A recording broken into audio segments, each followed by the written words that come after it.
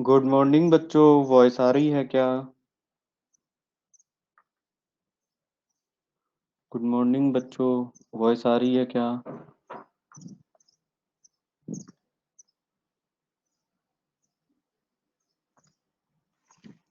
क्या हाल है सब?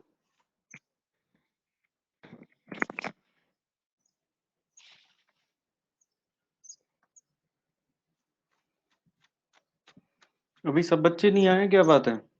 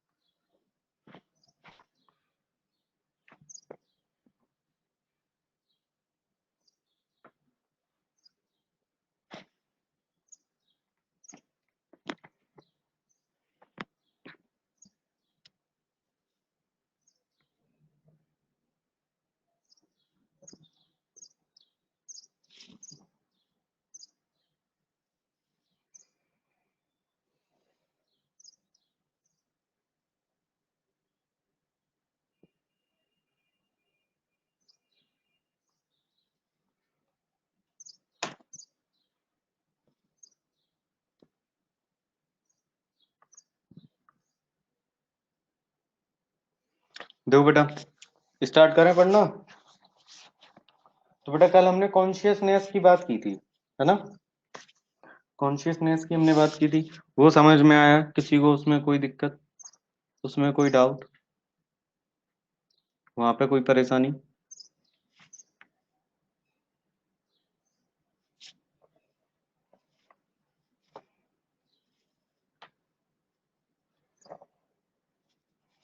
अब सुनो बेटा। अब मैं एक आगे अब मैं क्या बात करने वाला हूँ? सेल्फ कॉन्शियसनेस की। किसकी? सेल्फ कॉन्शियसनेस की। एक सेकेंड।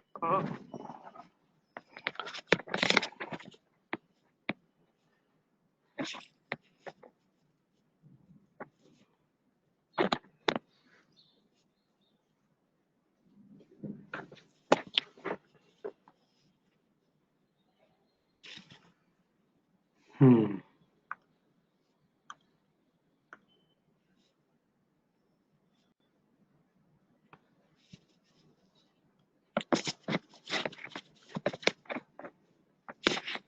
यस बेटा, ब्रीडिंग एक पर्टिकुलर सीजन में होती है। ब्रीडिंग जो है पर्टिकुलर सीजन में होती है। एनिमल्स जो हैं वो रिप्रोडक्शन करते हैं, उसको ब्रीडिंग कहते हैं। ब्रीडिंग मतलब रिप्रोडक्शन, उनके रिप्रोडक्शन को ब्रीडिंग बोला गया है।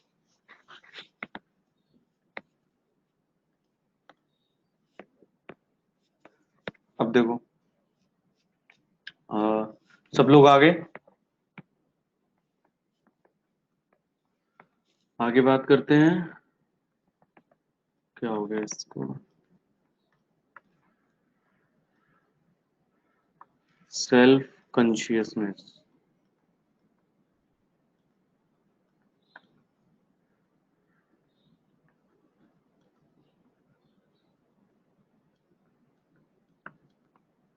Self consciousness. देखो बेटा, सेल्फ कॉन्शियसनेस ये क्या होता है? देखो,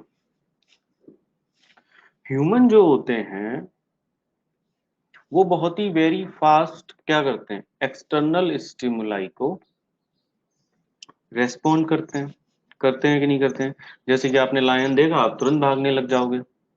तो भाई, किसी भी चीज के लिए कोई भी एक्सटर्नल स्टिमुलाई रहे, ह्यूमन जो होते हैं बहुत जल्दी रेस्पॉन्ड करते हैं, है ना, वो सोच सकते हैं, थिंक कर सकते हैं, वो सराउंडिंग में जो चेंजेस हो रहे हैं उनको प्रिडिक्ट कर सकते हैं कि भाई क्या होने वाला है, हमें क्या करना चाहिए, तो वो खुद को प्रिपेयर कर सकते हैं अपनी सराउंडिंग सिचुएशंस के अकॉर्डिंग। समझे क्या?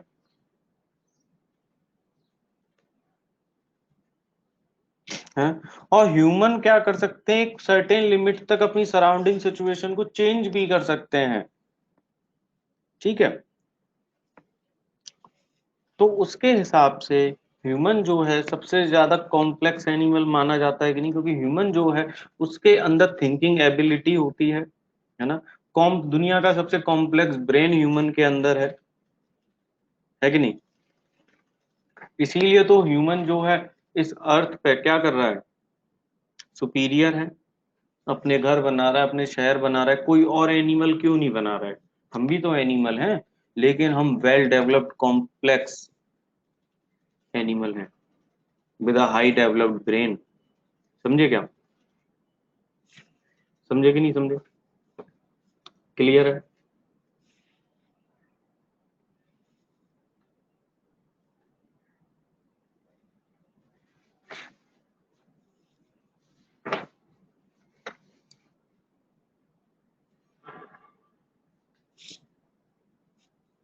क्लियर। सेल्फ कॉन्शियसनेस अब होता क्या है, अब ये सुनो कि सेल्फ कॉन्शियसनेस का कंसेप्ट क्या है। देखो बेटा, मैंने कल आपको याद हो मैंने एक लाइन लिखवाई थी नोट्स में कि सर कॉन्शियसनेस जो है cat, dog, human, buffalo, cow सब में मिलेगा। याद है ऐसे एक लाइन लिखवाई थी कॉन्शियसनेस, है ना। अब ये क्या है सेल्फ कॉन्शियसनेस, ये देखो सेल्फ कॉन्शियसनेस का क्या मतलब। कि सपोज, चलो सबसे पहले तो ये बता देता हूँ इसको बोलते क्या है, और कि ये क्या होता है, high degree of consciousness, high degree of consciousness is known as self consciousness, self consciousness.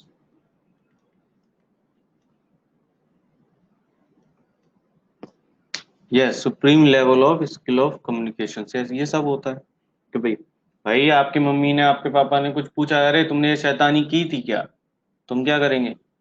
नहीं डैडी हमने तो नहीं की थी, बाजू वाले ने की होगी, है ना। Supreme level of skill of communication हम लोगों के पास मिलता है ना। जैसे क्लास में बच्चे होते हैं, किसी से पूछा हाँ भाई होमवर्क क्यों नहीं किया, अरे सर कल मेरे पड़ोसी की तबीयत खराब हो गई थी तो उनको हॉस्पिटल लेके गया था, बच्चे ऐसे बोल देते हैं। तो थिंकिंग एबिलिटी इतनी है कि जैसे ही सर ने क्वेश्चन पूछा तुरंत आंसर ले लो सर, है ना। देखो अब होता क्या है ये, सपोज बेटा मेरे पास एक ह्यूमन है, देखो ये एक रूम है, this is room number one, this is room number one and this is room number two. ठीक है, मेरे पास दो रूम है और मेरे पास एक ह्यूमन है, ये ह्यूमन, है ना। और दूसरा मेरे पास एक ये डॉग ये डॉग जैसा लग नहीं रहा है, मान लो कि ये डॉग है ना, डॉग जैसा लग नहीं रहा है लेकिन मान लो डॉग है। क्लियर? अब सुनो, अच्छा ये बताओ सुप्रीम लेवल ऑफ ये जो स्किल है कम्युनिकेशन की, क्या आप लोगों में प्रेजेंट है? क्या आप में से किसी में प्रेजेंट है supreme level of skill of communication, thinking ability, prediction, है ना। काफी बच्चे कह रहे हैं यस सर यस सर। तो देखो बेटा, मेरे पास दो रूम है ना, सपोज मेरे पास दो रूम है, इन दोनों रूमों में एसी लगा हुआ है। क्या लगा हुआ है? एसी। ठीक है, एसी लगी हुई है और बेटा गर्मी बहुत ज्यादा है ना। एसी ऑफ है, एसी ये कैसा है, ये ऑफ है, एसी ऑन नहीं है, एसी ऑफ है। और गर्मी बहुत ज्यादा है और टेम्परेचर हो रहा है कितना, 50 डिग्री सेल्सियस। कितना हो रहा है? 50 डिग्री सेल्सियस। तो मैंने क्या किया कि मैंने एक रूम में तो इस ह्यूमन को डाल दिया, ये ह्यूमन है, ठीक है ना, कुछ और मत लिख देना, ये मैंने ह्यूमन बनाया है। एक रूम में मैंने ह्यूमन को रखा, दूसरे रूम में मैंने इस डॉग को रखा। समझे क्या? अब जब और दरवाजा लॉक कर दिया, ये क्या है? डोर, जो कि कैसा है? लॉक। डोर मैंने लॉक कर दिया। जब इस डॉग को गर्मी लगेगी, क्योंकि टेम्परेचर ज्यादा है ना, जब इस डॉग को गर्मी लगेगी तो ये इस दरवाजे को तोड़ने की कोशिश करेगा, और वहीं जब इस ह्यूमन को गर्मी लगेगी तो ये रिमोट उठाएगा और इस एसी को ऑन कर लेगा।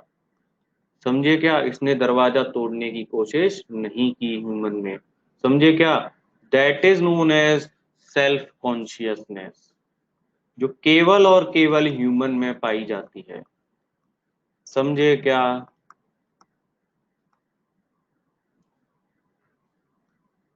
इसमें क्या पाया जाएगा? केवल कॉन्शियसनेस। अब बताओ, कभी भूलोगे क्या?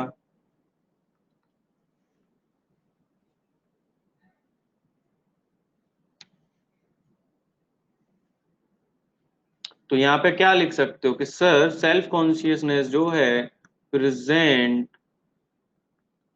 ओनली एंड ओनली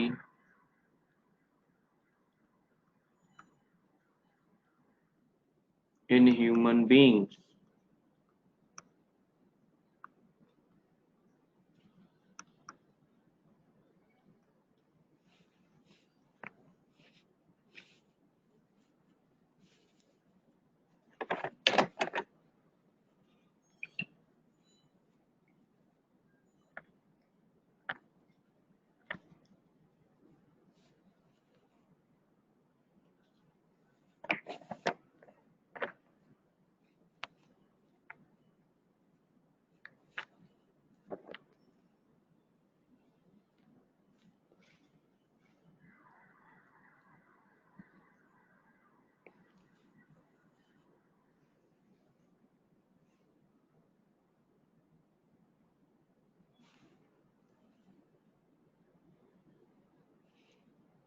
समझे क्या? सेल्फ कॉन्शियसनेस क्लियर, जो कि बेटा कहीं और नहीं दिखेगी, can not be seen elsewhere. Clear बच्चों? क्लियर? चलो इसको कॉपी कर लो, जल्दी से इसको कॉपी कर लो।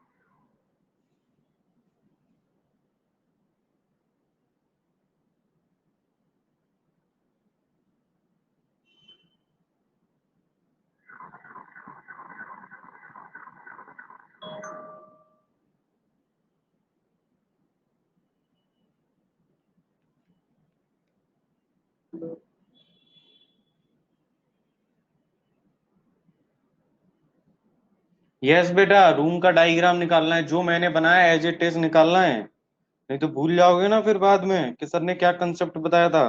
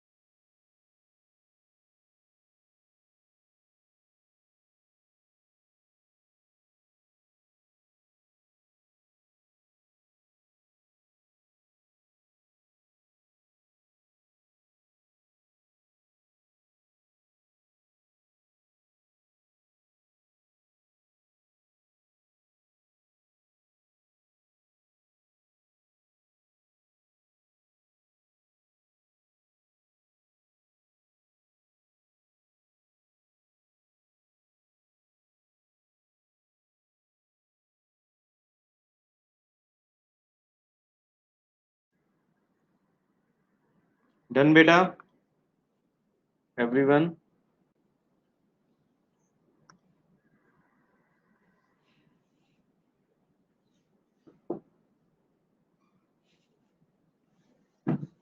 चलो आगे चलें। तो आगे हम लोग लिखते हैं, देखो आगे क्या लिखना है।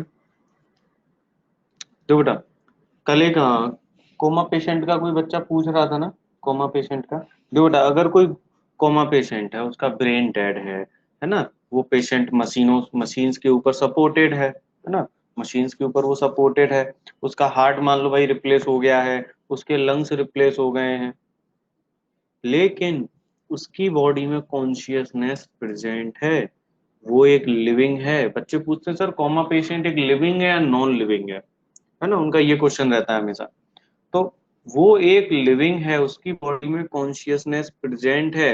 हाँ, हालांकि उसकी बॉडी का जो ऑर्गन है, ऑर्गन्स जो है उसकी बॉडी में, डिफरेंट ऑर्गन्स जो हैं, उन सब का कोऑर्डिनेशन आपस में नहीं है, जिसकी वजह से उन उसमें सेल्फ कॉन्शियसनेस नहीं है, बट कॉन्शियसनेस उसके अंदर प्रेजेंट है। समझे क्या? तो लिखो, बच्चे पूछते हैं ऐसे एक क्वेश्चन कि are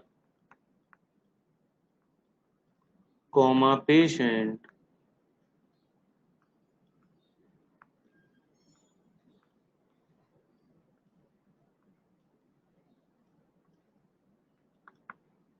R comma patient who never come back to normal life,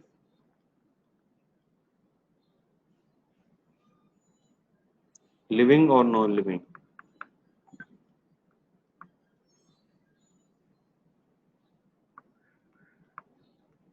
living और नॉन लिविंग। समझे क्या? दो बेटा आंसर।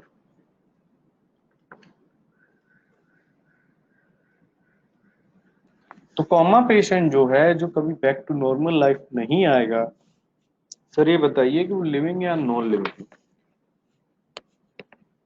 तो कॉमा पेशेंट जो है ना बेटा, वो लिविंग है, याद रखना। कॉमा पेशेंट जो है वो क्या है? Coma patient are living because coma patient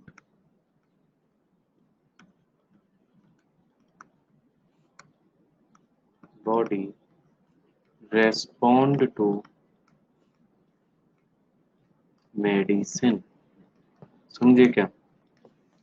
coma patient जो है वो लिविंग है, क्यों? क्योंकि कोमा पेशेंट की जो बॉडी है वो मेडिसिन को तो रेस्पॉन्ड कर रही है। समझे क्या? तो इसमें क्या प्रेजेंट है, इसके अंदर कॉन्शियसनेस प्रेजेंट है। क्या प्रेजेंट है? कॉन्शियसनेस। समझे?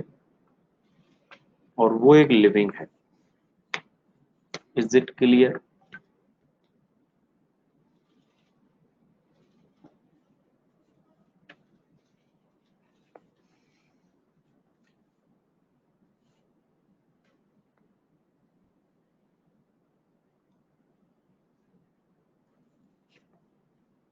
यस, सेल्फ कॉन्शियसनेस नहीं है, क्योंकि कोऑर्डिनेशन जो था ना डिफरेंट बॉडी ऑर्गन्स का, वो कोऑर्डिनेशन खत्म हो गया है।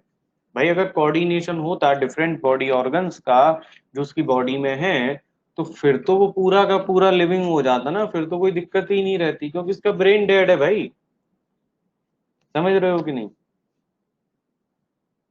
तो और डिफरेंट बॉडी ऑर्गन्स में कोऑर्डिनेशन न होने की वजह से वो लॉस्ट है, इसीलिए सेल्फ कॉन्शियसनेस नहीं है। समझे कि नहीं? भाई अगर आपको भी लायन दिखेगा तो आप क्या करेंगे? आप भागेंगे, आप चिल्लाएंगे, है ना? तो आप चिल्लाए, उसके लिए कोई ऑर्गन है। आपने भागना चालू किया, उसके लिए कोई ऑर्गन है। आपकी आंखों ने देखा, उसके लिए भी कोई ऑर्गन है। समझिए क्या? ऐसा थोड़ी है कि पैरों ने देख लिया और भागना चालू कर दिया। बोलो, ऐसा है क्या? क्लियर है? है ना। जैसे कि अभी मैं आपको टीच कर रहा हूं तो आप क्या कर रहे हैं, कानों से सुन भी रहे हैं, आंखों से स्क्रीन को देख भी रहे हैं, और हाथों से लिख भी रहे हैं कि भाई, और जो लिखा है यहाँ पे, ऐसा जो लिखा है वही नोट कर रहे हैं ना। ऐसा थोड़ी किसी फिल्म का गाना लिख दे रहे हैं, है ना, या किसी सीरियल का नाम लिख दे रहे हैं, या कोई मंत्र लिख दे रहे हैं, ओम क्लीम ग्लीम चामुंडाई विच्चई नमः, ऐसा थोड़ी लिख रहे हैं। यानी कोऑर्डिनेशन है ना, हैंड में और माइंड में कि क्या लिखना है। समझे कि नहीं समझे।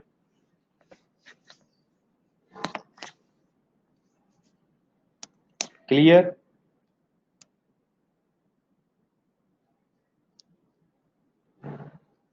चलो कॉपी कर लो इसको, कॉपी कर लो।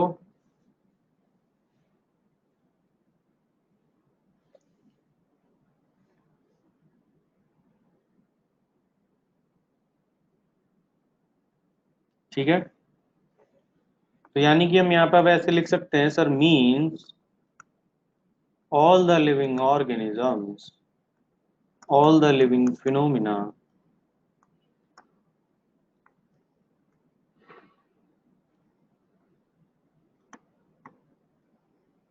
are due to underlying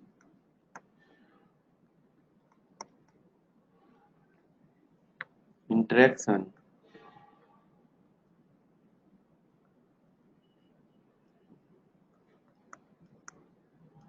underlying interaction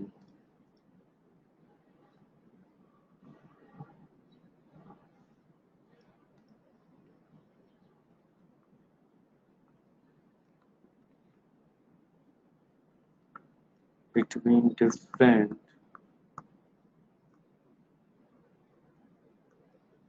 components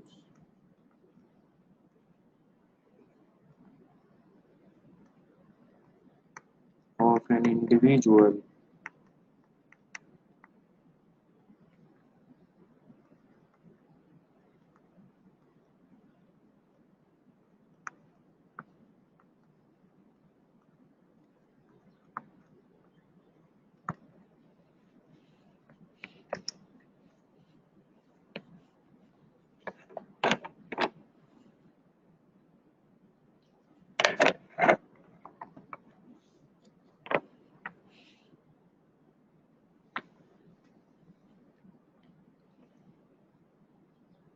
underlying means बेटा, जो लिविंग फिनोमिना है हमारी बॉडी का, तो हमारी बॉडी में डिफरेंट कंपोनेंट्स है ना, ऑर्गन्स टिश्यूज हैं कि नहीं, तो उसकी वजह से पूरा लिविंग फिनोमिना चल रहा है ना। समझे कि नहीं समझे। जो मैंने भी चीजें समझाई आपको, कि आप देख रहे हैं, आप पढ़ रहे हैं, आप लिख रहे हैं, तो सब डिफरेंट कंपोनेंट्स है ना बॉडी के, उसी की वजह से तो लिविंग फिनोमिना है। सबका इंटरेक्शन है कि नहीं एक दूसरे के साथ, कि भाई, तभी तो आप लिख रहे हो। और पता, इंटरेक्शन नहीं होगा, आप माइंड से बोलते रहिए, आपका माइंड चिल्लाता रहे, आपका हाथ काम ही ना करे, तो भाई, समझे क्या।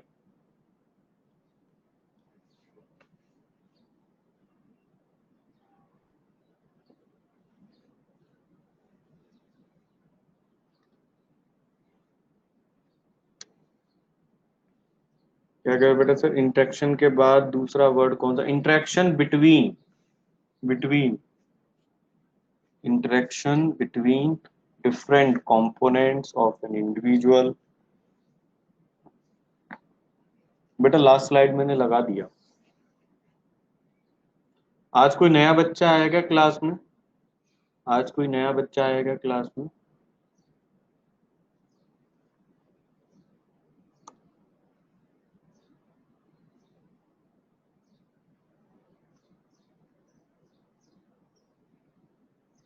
मुझे ऐसा लग रहा है कुछ, कोई तो आया है यहाँ पे।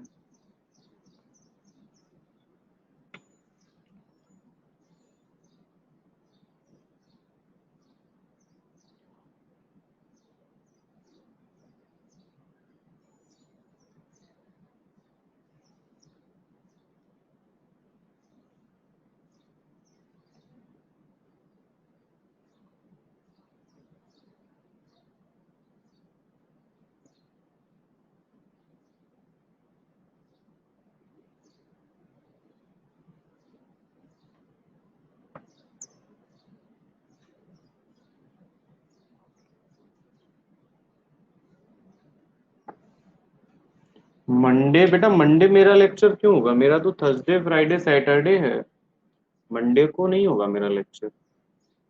कल्याण सर लेते हैं ना आपका। 3 डेज है मेरा, वो इस बार कुछ भी उनकी तबीयत खराब थी, इसीलिए मैंने लिया था उस वक्त। मेरा वीक में 3 डेज है बस। आपका 3 days botany, 3 days zoology. Clear?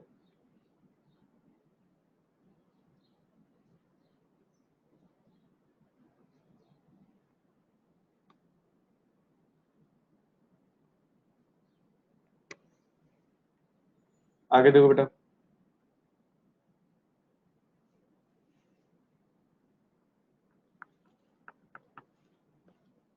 Living organisms are self replicating, evolving,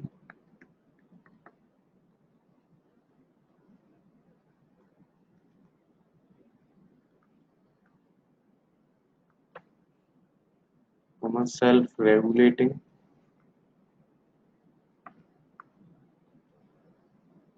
interactive system,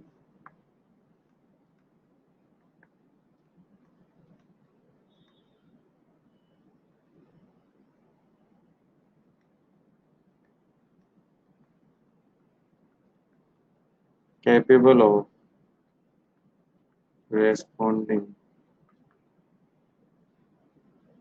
to external stimuli।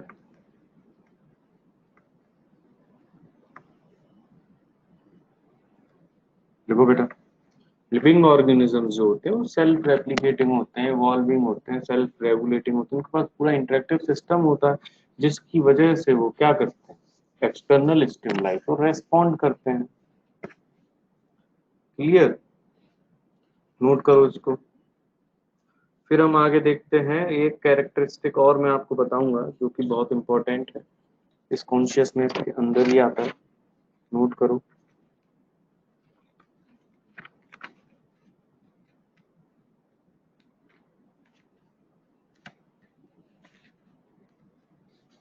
Note हो जाए तो बताना।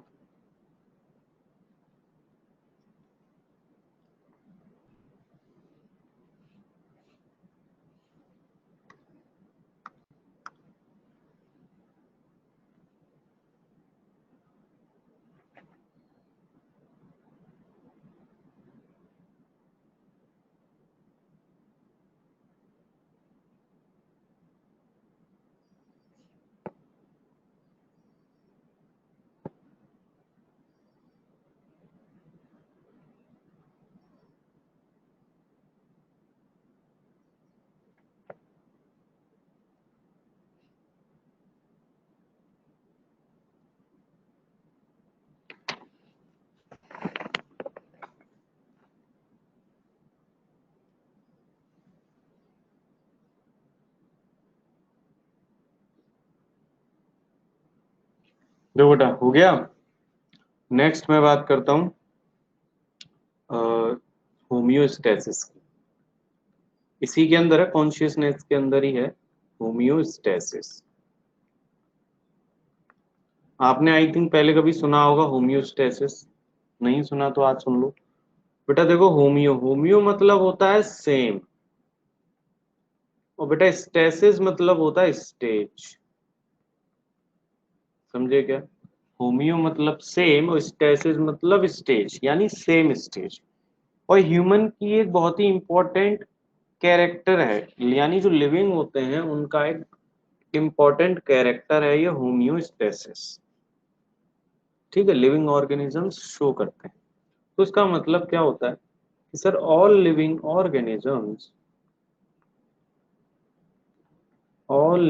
organisms maintain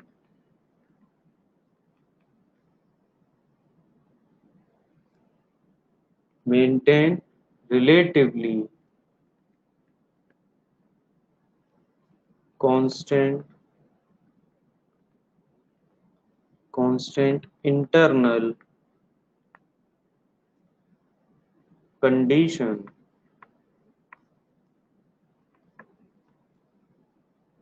different from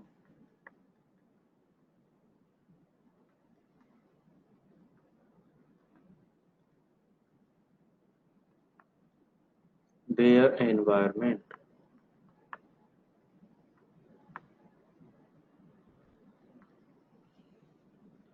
All organisms maintain relatively constant internal conditions different from their environment. चलो इसको समझें क्या है ये।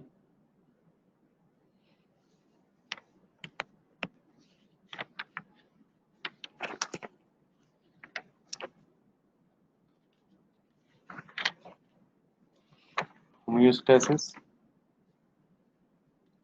यानी कि ये होमियोस्टेसिस क्या होता है, एक रेगुलेटरी सिस्टम होता है हमारी बॉडी का। क्या होता है? रेगुलेटरी सिस्टम होता है। कहने का मतलब ये है कि जो जितने भी लिविंग ऑर्गेनिजम्स होते हैं, नहीं ऑल लिविंग ऑर्गेनिजम्स, वो अपने इंटरनल बॉडी टेम्परेचर को, अपने इंटरनल कंडीशंस को कांस्टेंट रखते हैं अपने एनवायरनमेंट के अकॉर्डिंग, यानी अलग होती हैं। उनका एनवायरनमेंट अलग होगा और उनके बॉडी के कंडीशंस जो इंटरनल कंडीशंस वो अलग होंगे, तो उसको कांस्टेंट रखेंगे वो। ठीक है ना?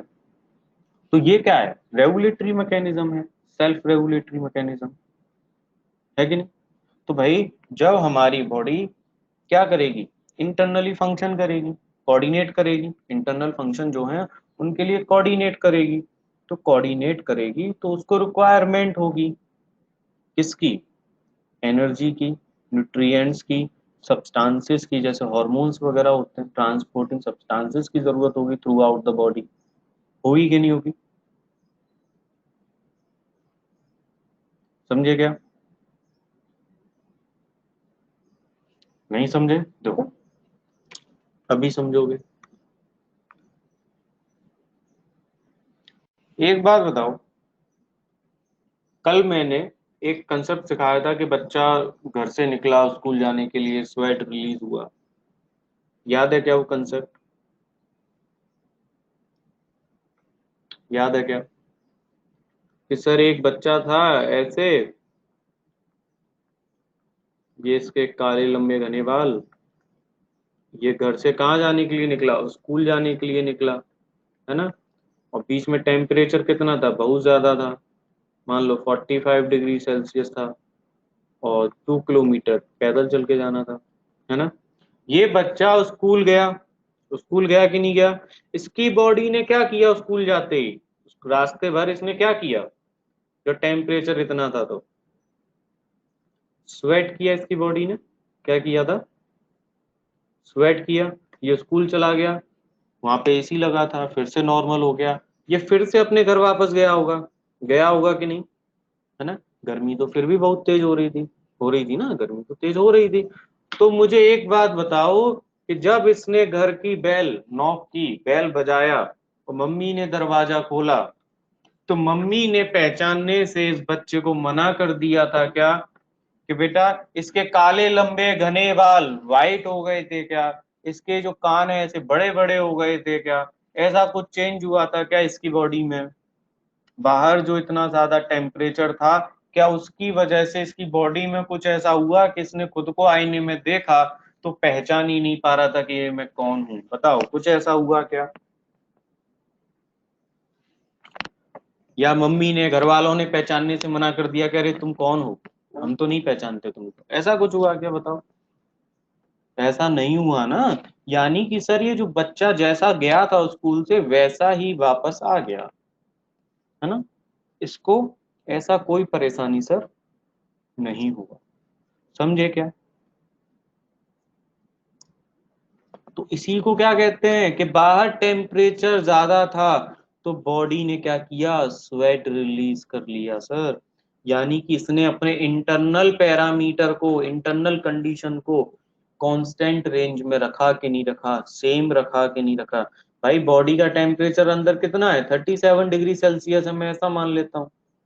तो बाहर टेम्परेचर जब 45 था तो क्या इसका टेम्परेचर 45 हो गया था क्या?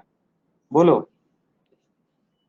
नहीं हुआ था ना। तो इसको कांस्टेंट रेंज में रखा इसने, उसके लिए क्या किया? स्वेट रिलीज कर लिया। समझे क्या? समझ में आया होम्योस्टेसिस क्या है? बोलो। अच्छा ये बताओ, अगर मैं आप में से किसी को बोलूं कि चलो भाई मैं घूमने भेजता हूं अपने खर्चे पे, कोई घूमने जाएगा क्या? ये बताओ, क्या आप में से कोई घूमने जाएगा क्या? कौन जाना चाहेगा?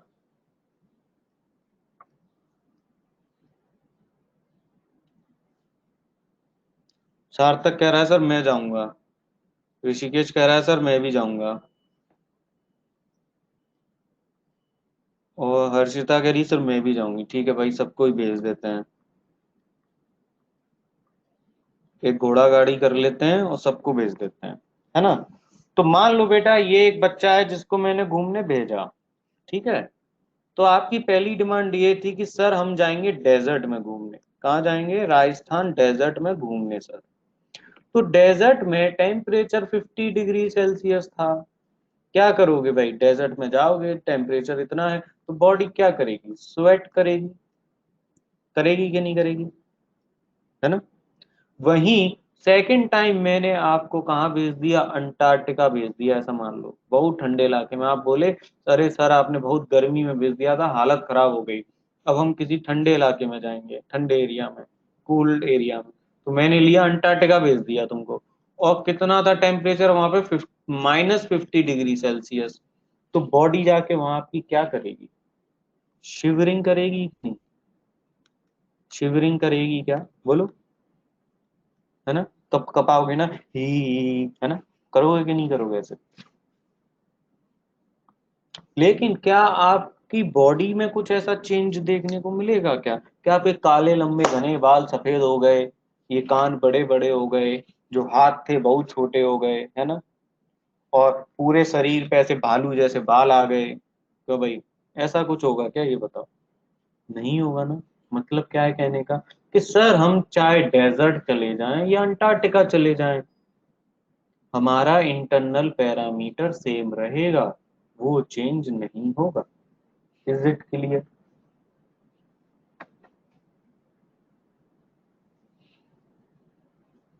बोलो। Is it clear? कंसेप्ट समझ में आया क्या? कंसेप्ट समझ में आया क्या? समझा रहा था मैं, है ना? तो चलो पहले इसको कॉपी कर लो, मैं फिर फर्दर आगे और इसके लिए एग्जांपल्स दूंगा। इसको यहाँ से कॉपी कर लो पहले, ये वाला स्लाइड, और फिर आगे वाला स्लाइड करो। मजा आ रहा है पढ़ने में?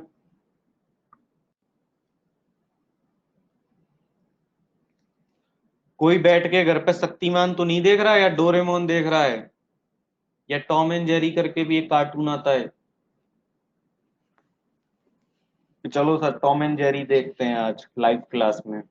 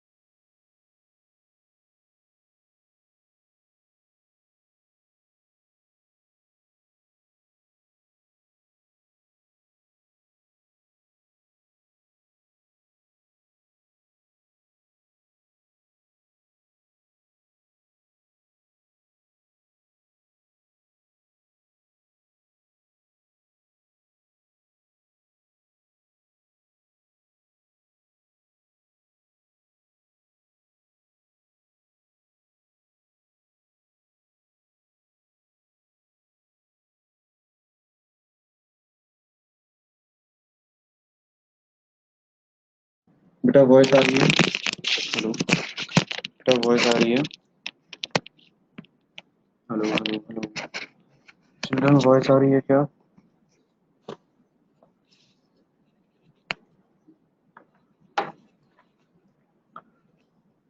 अब दो बेटा, ये नोट कर लिया। होम्योस्टेसिस समझ में आया? क्या है होम्योस्टेसिस, ये बताओ। अब देखो, इसके मैं और भी एग्जांपल्स देता हूँ आपको, होम्योस्टेसिस को और समझते हैं। एक बात बताओ, फॉर एग्जांपल, सिनेमा हॉल में गए हो कभी, पिक्चर देखने गए हो? कौन जाएगा, चलो मैं दिखाने ले चलता हूँ, मूवी देखने कौन जाएगा? तो बेटा जब अच्छा, कई सारे बच्चे हैं, सर मैं भी जाऊंगा, मैं भी जाऊंगा। चलो सब चलेंगे देखने, ये सब ओपन हो जाए, नॉर्मल आ जाए, बैक टू नॉर्मल लाइफ आ जाए, तब चलेंगे, ठीक है?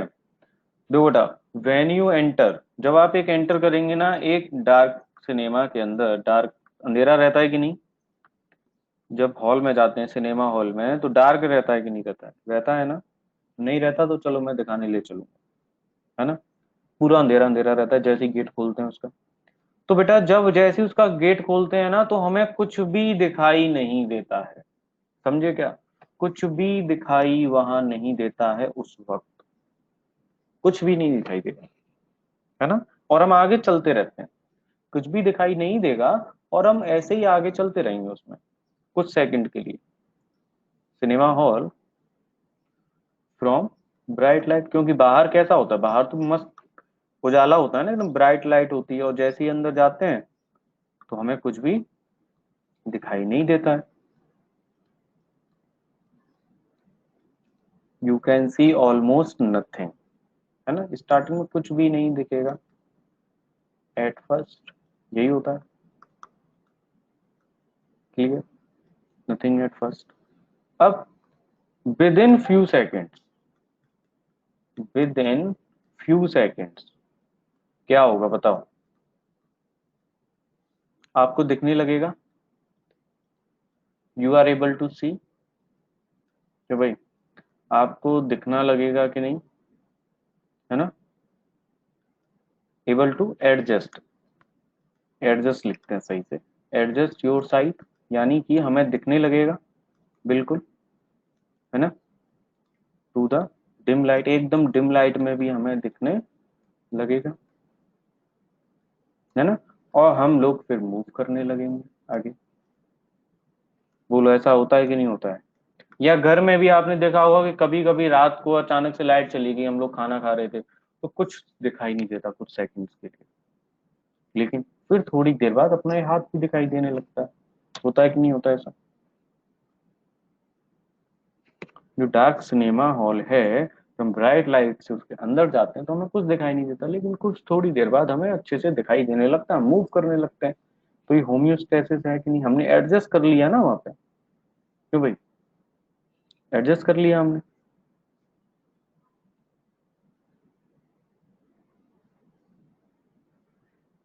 योर के बाद बेटा कहाँ पे योर?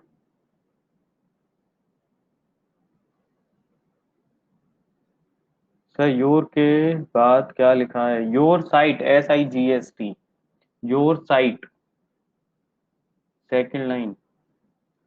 रुको मैं पढ़ देता हूँ पूरा। When you enter a darken cinema hall from bright light, you can see almost nothing at first. Within few seconds, you are able to adjust your sight, SIGST, sight to the dim light and move about. And move about. Clear?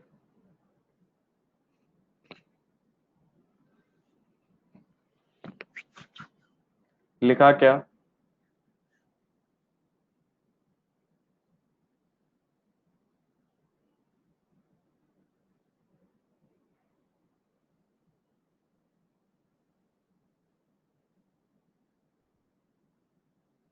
अच्छा चलो, एक बात बताओ, हमारी जो heart beat होती है, heart beat जो होती है वो normally 72 times per minute beat करती है कि नहीं? 72 टाइम्स पर मिनट बीट करती है कि नहीं करती? करती है ना?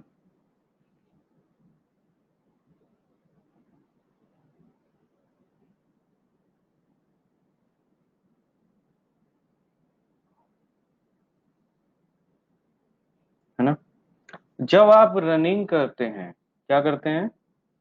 रनिंग करते हैं, तो क्या होता है? रनिंग करने के टाइम पे हार्ट बीट इंक्रीज हो जाती है कि भाई? हार्ट बीट क्या होगा? इंक्रीज हो जाएगी। इंक्रीज हो जाएगी ना? बहुत इंक्रीज हो जाएगी। क्यों हो जाएगी? क्योंकि सर को ना क्या चाहिए? ब्लड सप्लाई चाहिए बहुत ज्यादा, क्योंकि ऑक्सीजन की रिक्वायरमेंट बढ़ जाती है, क्योंकि बॉडी हमारी एक्स्ट्रा वर्क कर रही है। तो हार्ट बीट बढ़ जाएगी तो ब्लड की सप्लाई बढ़ जाएगी। समझे क्या? तो ऑक्सीजन ज्यादा चाहिए, चाहिए ना? ये ऑक्सीजन आएगा तो एनर्जी मिलेगा ना। समझे कि नहीं समझे? और जैसे ही फिर रनिंग बंद हो जाए, हम लोग नॉर्मल ऐसे बैठ जाए, तो just with in few seconds, few minutes, हम नॉर्मल हो जाते हैं। हो जाते हैं कि नहीं? बताओ। तो ये होम्योस्टेसिस है कि नहीं? कि हम पहले नॉर्मल बैठे थे, तो 72 टाइम्स पर मिनट चल रहा था हार्ट बीट, तो हमने रनिंग स्टार्ट कर लिया। तो रनिंग स्टार्ट किया तो हमारे हार्ट बीट ने भी क्या किया? अपनी स्पीड बढ़ा दी, इंक्रीज कर दिया, ब्लड सप्लाई तेज कर दिया। समझे कि नहीं समझे? तो होम्योस्टेसिस है कि नहीं? और जब हम नॉर्मल आ गए तो फिर से हमारा हार्ट बीट नॉर्मल हो गया। क्लियर है कि नहीं?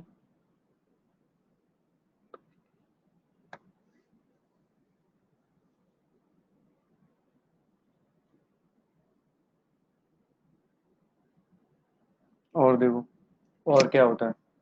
ये कॉपी कर लिया क्या? ये कॉपी कर लिया क्या? कॉपी कर लो इसको।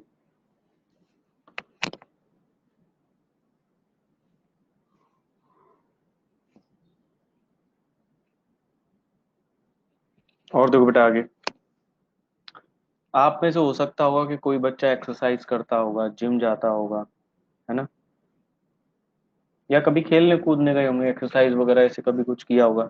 तो जब हम एक्सरसाइज करते हैं ना, एक्सरसाइज करते हैं, तो हमारा बॉडी टेम्परेचर इंक्रीज हो जाता है। जो बॉडी टेम्परेचर है वो राइज कर जाएगा। समझे क्या? जो बॉडी टेम्परेचर है वो राइज कर जाएगा। होगा कि नहीं होगा? जिसकी वजह से सर स्वेटिंग होगा। क्यों भाई? क्या होगा? स्वेटिंग बढ़ेगी। बढ़ेगी कि नहीं बढ़ेगी? है ना? तो फिर बेटा ये जो स्वेट है ये हमारी बॉडी से इवेपोरेट होगा।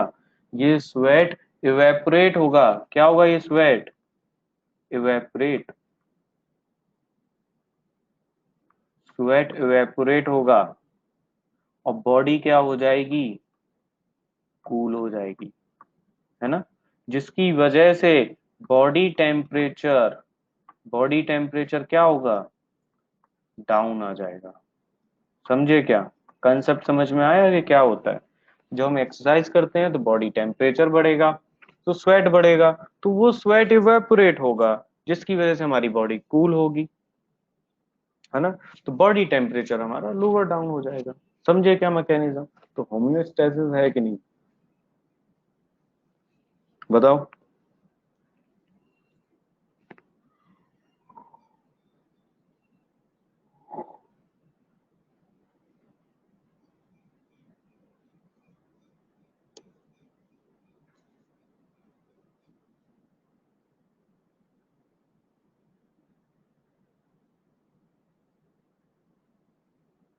और देखो मैं एक एक एग्जांपल और देता हूँ। जब हम खाना खाते हैं ना, जब हम खाना खाते हैं, तो खाना खाने के वक्त क्या होता है? खाना खाते हैं तो खाने में क्या खाते हैं? ग्लूकोज खाते हैं। खाते हैं कि नहीं? तो वो जो ग्लूकोज है उसका एब्जॉर्प्शन होगा हमारे स्टमक में, एलिमेंट्री कैनाल में, इंटेस्टाइन के अंदर। होगा कि नहीं होगा? स्मॉल इंटेस्टाइन में एब्जॉर्प्शन होगा ग्लूकोज का। है ना। तब क्या होगा कि आपको पता है, आपने डाइजेशन पढ़ा होगा कि जो स्मॉल इंटेस्टाइन होता है उससे जुड़ा हुआ होता है पेनक्रियास। तो जब हम खाना खाते हैं तो जो ग्लूकोज है उसका लेवल हमारी बॉडी में बढ़ता है, क्योंकि एब्जॉर्प्शन होता है उसका उस वक्त। तो पेनक्रियास क्या करता है कि वो इंसुलिन हार्मोन बनाता है। क्या करेगा? इंसुलिन हार्मोन बनाएगा और उस ग्लूकोज को कन्वर्ट करा के ग्लाइकोजन की फॉर्म में लिवर और मसल्स में स्टोर करवा देगा। समझे कि नहीं समझे? यानी कि वो ब्लड ग्लूकोज लेवल को डाउन कर देगा। ब्लड के अंदर जो ग्लूकोज लेवल बढ़ा हुआ है उसको वो डाउन कर देगा। समझे क्या?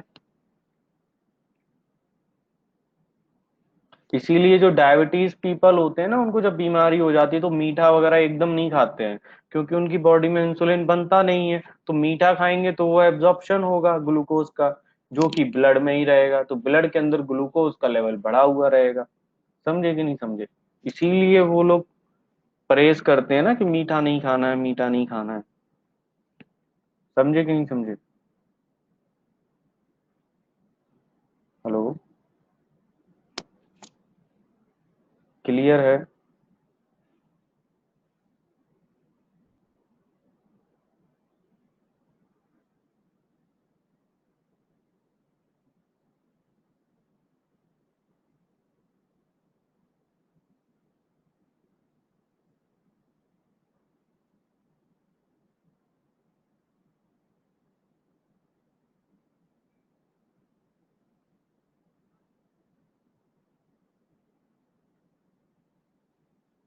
और तुम, चलो एक चीज और बताता हूँ। ये कॉपी कर लिया। एक कंसेप्ट और सिखाता हूँ।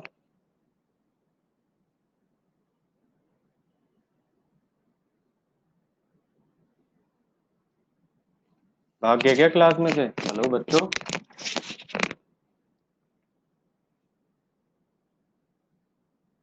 हेलो?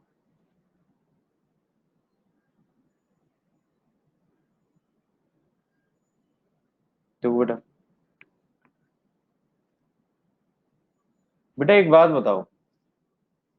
सब डॉक्टर बनने वाले हैं, तो देखो, अब चीज है डॉक्टर की समझ से समझा करो, है ना, और मतलब डॉक्टर की समझ रखा करो। अब जो डॉक्टर जैसे काम करते हैं उस तरीके से। तो एक बात बताओ कि अगर आप वाटर ज्यादा पियोगे, ठीक है, अगर आपकी बॉडी में वाटर की अवेलेबिलिटी बहुत ज्यादा है ना, तो क्या होगा?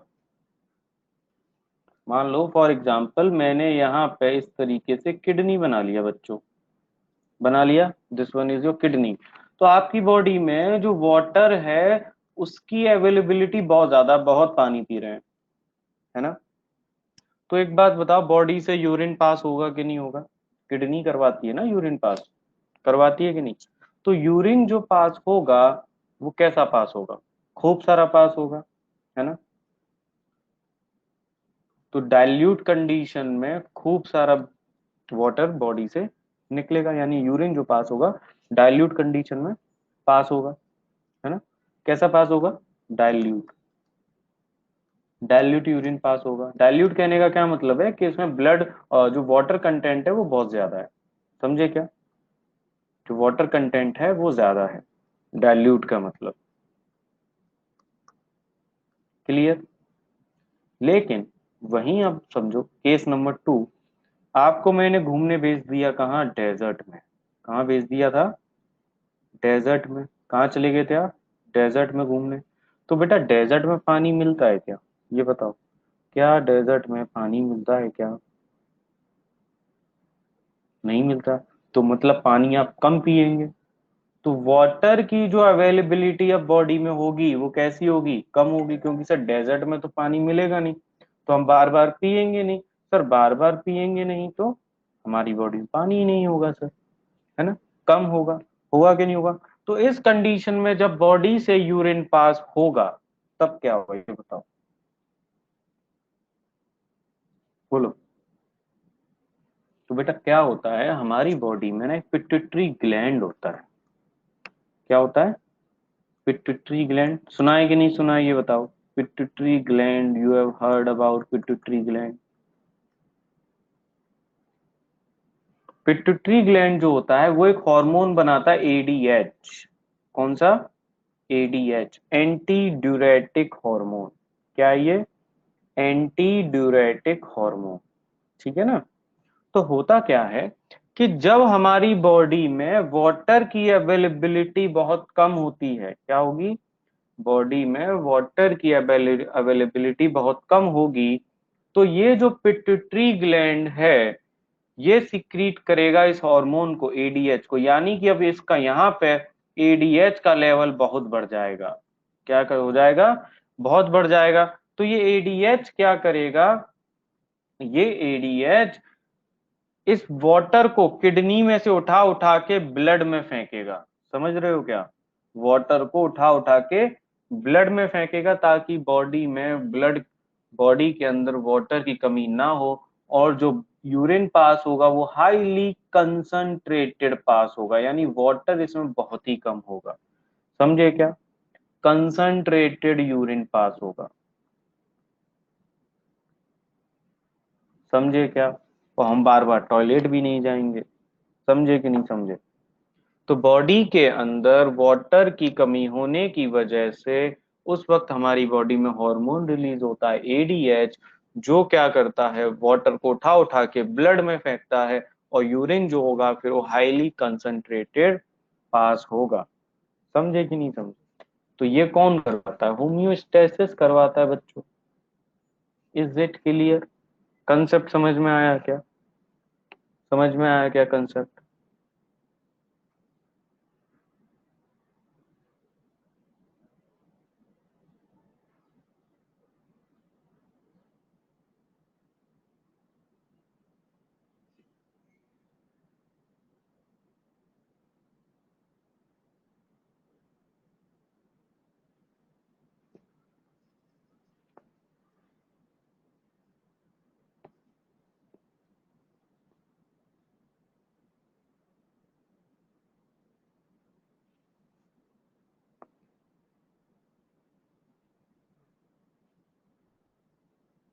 समझे कि नहीं समझे?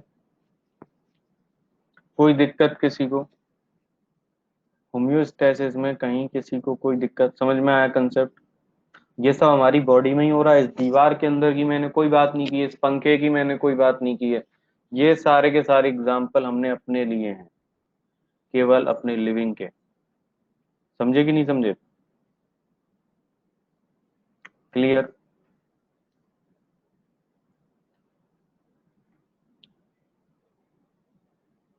है ना? तो देखो होता क्या है कि हमारी जो लिविंग बॉडी होती है ना, लिविंग ऑर्गेनिज्म जो होते हैं, इनके अंदर ना बेटा कंटिन्यूअस सप्लाई रहती है। कंटिन्यूअस सप्लाई रहती है चीजों की, जैसे कि वाटर, O2, एनर्जी, और भी बहुत सारे वैरायटी के मटेरियल रहते हैं कि नहीं रहते हैं? कंटिन्यूअस सप्लाई रहती है। अगर इनकी सप्लाई नहीं हो तो हम लोग खुद को मेंटेन नहीं कर सकते। समझे क्या? हम लोग खुद को मेंटेन नहीं कर सकते। जैसे कि आपने O2 लिया, आपने O2 लिया, तो आप CO2 रिलीज करोगे ही करोगे। इज इट पॉसिबल कि आप CO2 रिलीज ना करो? फॉर एग्जाम्पल ये एक सेल है, इस सेल में O2 जाएगा, है ना? ब्रीथ करोगे तब, तो CO2 बाहर निकलेगा कि नहीं निकलेगा? ये बताओ। इज इट पॉसिबल कि CO2 ना निकले? है क्या ऐसा पॉसिबल कि अगर O2 जाएगा तो उसका वेस्ट प्रोडक्ट निकलेगा ही निकलेगा? यानी अगर इनपुट है तो आउटपुट तो सर होगा ही होगा। हम उसके बारे में तो क्या ही बहस करें। अगर ये इनपुट है तो ये इसका आउटपुट है कि नहीं? है कि नहीं? क्योंकि हमारी बॉडी में सब बहुत सारी केमिकल रिएक्शंस होती हैं जिसकी वजह से ये निकलेगा। है कि नहीं? भाई अगर आप CO2 को अपनी बॉडी में स्टोर करके रख भी लो, रोक भी लो, तो क्या होगा? हार्मफुल होगा ना बहुत ज्यादा। कोई भी सब्सटेंस, जैसे फॉर एग्जांपल एक और देखो, सेल ले लिया मैंने, खाना खाते हैं, ग्लूकोज लेते हैं कि नहीं लेते हैं? खाने में क्या लेते हैं? ग्लूकोज ले लिया। तो ये ग्लूकोज लिया तो इसका आउटपुट क्या होगा? अगर इनपुट ग्लूकोज है तो आउटपुट में क्या निकलेगा? खाना खाओगे तो क्या निकलेगा सर? वेस्ट प्रोडक्ट निकलेगा सर। क्या निकलेगा? वेस्ट प्रोडक्ट निकलेगा कि नहीं? इज इट पॉसिबल कि आप खाना खाएं और वेस्ट प्रोडक्ट ना निकले? Is it possible?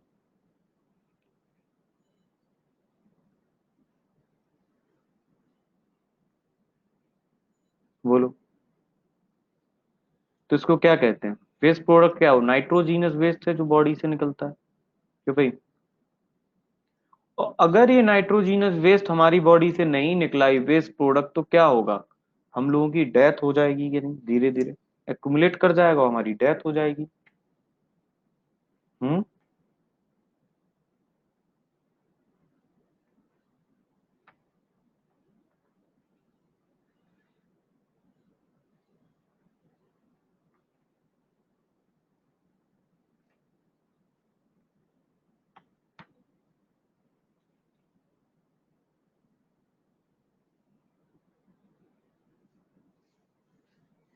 क्लियर है क्या?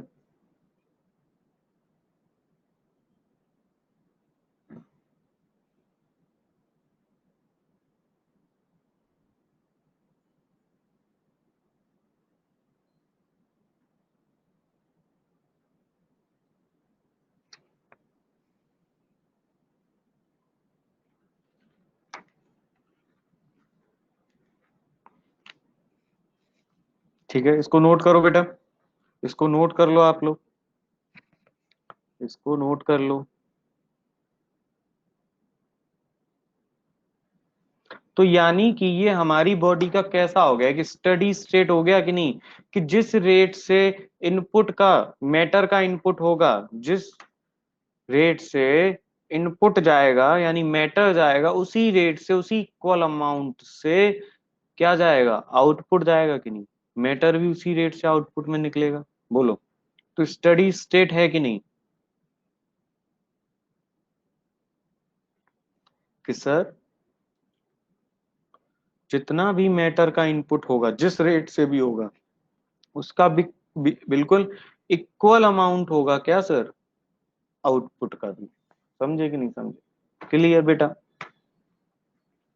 इसको कहते हैं steady state. Okay.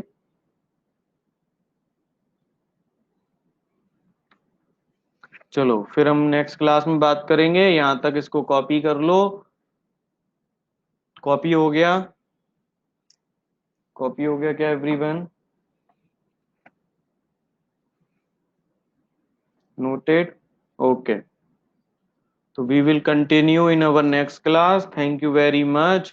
Tata, bye bye, good night, take care, have a nice day, children.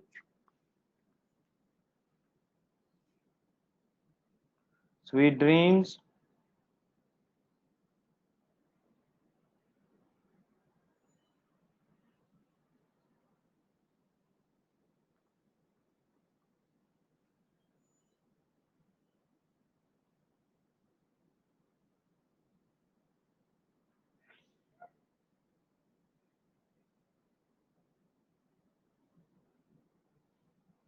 बेटा कौन सा मॉक टेस्ट बेटा? सार्थक कौन सा मॉक टेस्ट? मुझे तो भी आइडिया नहीं है कोई अभी मॉक टेस्ट का।